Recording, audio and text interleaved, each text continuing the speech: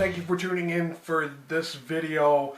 My name is Dan. Of course, my channel is Geek Prawn Vlogs. Every week I do weekly reviews, like mini reviews of the comics, graphic novels that I've read for the week. And I do read a lot of comics and a lot of graphic novels. So I hope you found this channel because you're looking for other graphic novels to check out. And if you have come here for that reason, then you found the right channel. The first book I've read for the week was Thor: Godstorm. Now this features classic Thor, which I really was not anticipating. First off, I want to admit that I don't usually read a lot of Thor comics.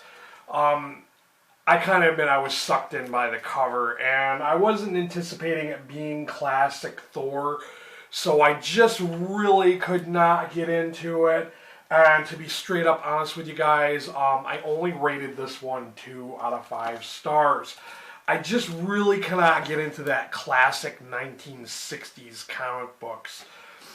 I mean, I love comics, but I just couldn't get into that. And that one involved like Loki and some trolls and goblins and all that stuff. Brief appearance by the Avengers. After that, I read Guardians of the Galaxy, best story ever.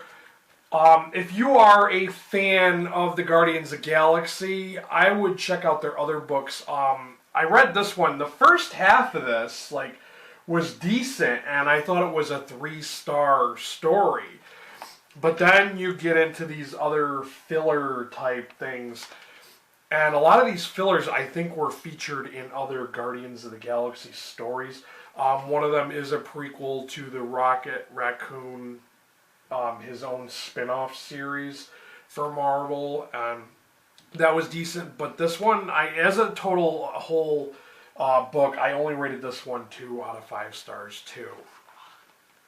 And it's got like this Thor story in it, which I don't know why that was in there because it's Guardians of the Galaxy. After that, I picked up The Rise of Aurora West. If you're not familiar with who Aurora West is, on the back is Battling Boy. Yes, I have already read, and I did a mini review of Battling Boy. I don't recall exactly which video it is in, but if you search for Battling Boy, I always tag all the comics I read in my videos, so I'm sure it'll come up if you do that. But Aurora West, this is like a prequel to Battling Boy because this is Aurora West when she was a teenager and how she was being mentored by her father. And this is in a world where there are monsters. Of course, this one is in black and white. The art style is different and unique, and it was one, it takes a little bit getting used to. But it is entertaining, it is very different, and this is an independent put out by First Second, I do believe. Yes, First Second. So it's not too bad. It's not that great. I did rate this 3 out of 5 stars. I was at one point thinking about rating it 4 stars because it did get kind of good, but then it just kind of leveled off to being an average book. But if you've already read Battling Boy and you like that one, you should definitely check out this. This can be read as a standalone. I think you would still understand what's going on, and you're introduced to this world with the monsters. So it could be read as a standalone. Next up we have Shoplifter by Michael Cho. This is, of course, not a superhero graphic novel. This is about Karina Park, who is... She works for an advertisement agency, and she's an English major who recently graduated, and she works at an ad agency, and she decides to shoplift for fun to make her life more exciting because she's single and just works, and she shoplifts for something to do, I guess. It's all in 3 colors. It's pink, white, and black.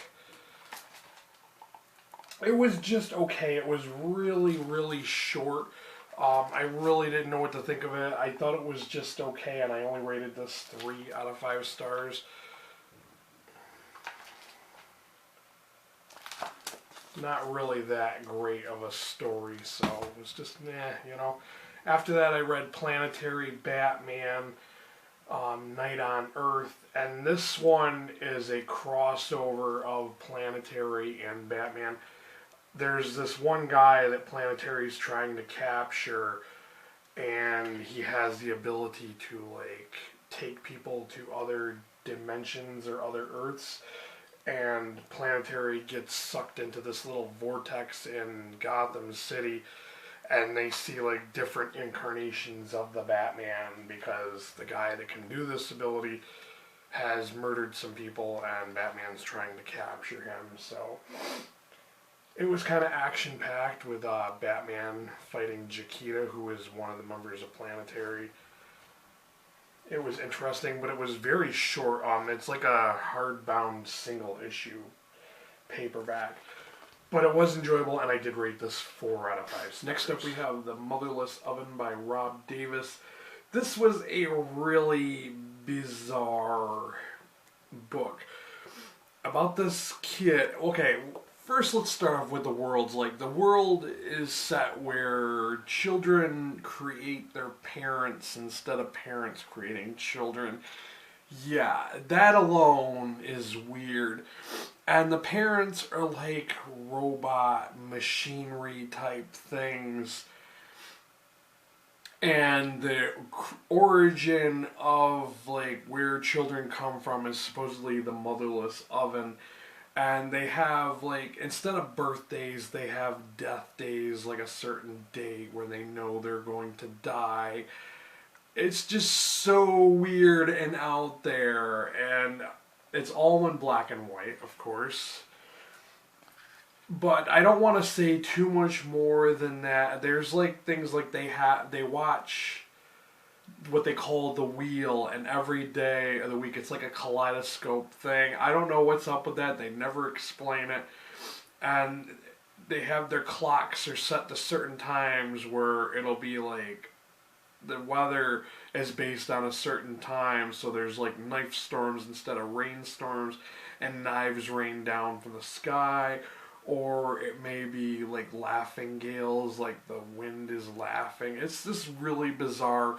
I almost did not want to finish this because it's so weird. And I know that a few other people have kind of rated this kind of high on Goodreads. I really don't know what to think of it. I did rate this 3 out of 5 stars. It was really strange. I would have to say it's not for everyone. It is a independent by Self-Made Hero is the publisher, which I have never heard of them. Like I said, it was just okay.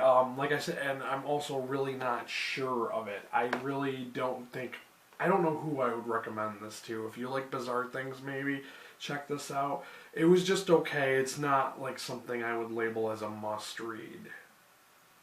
Okay, so I have 2 more books to share with you guys to finish out this week in review. One is a Marvel, one is a DC. Let's get on with that. First one up is Black Widow, the Tightly Tangled Web Volume 2. I have to start off by saying this is one of the better solo books I have seen Marvel come out with. Not only is the artwork amazing, it is amazing. It's hard to tell whether this is computer generated or if this is all like done by hand, but it looks like watercolors or acrylics with pencil lines, and it is just amazing. The stories are really intricate and kind of entertaining too. I really enjoy the whole spy versus spy kind of aspect with this. This one also had some pretty cool cameos by Daredevil and the Punisher. So this story and this book alone has not let me down. I did rate this one 4 out of 5 stars.